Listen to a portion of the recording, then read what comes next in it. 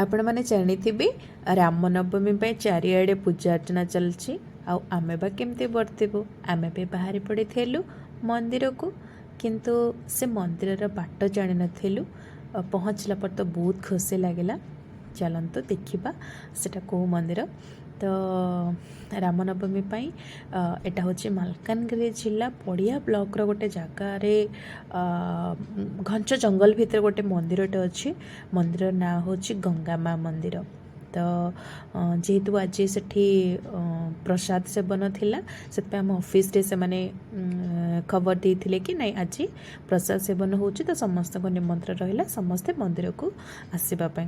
तो प्रथमे तो फर्स्ट आम बाट जानी नी जेहेतु मेन रोड जाए पलैलु तो पचरे पचरे भितर को पलैलु रास्ता देखिए बहुत डर लगुला कहीं आपने देखिपे दुई पाखे खाली जंगल ही जंगल। तो फाइनाली 2-3 किलोमीटर गलापर आम मंदिर पाखे पहुँची गलु जेहेतु गाड़ी मोटर देखिलु नाई चल मंदिर आसीगला परी टिके खुशी लगिला।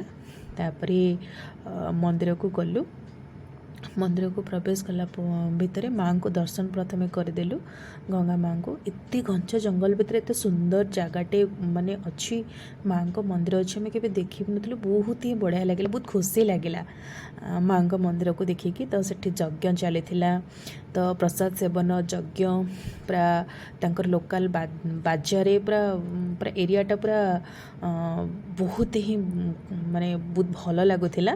तो आमको भी बहुत खुशी लगे आम प्रसाद सेवन समस्ते कलु ऑफिस रो जेतक स्टाफ थिले। तो टिके एते सारा गरम रे भी बिल्कुल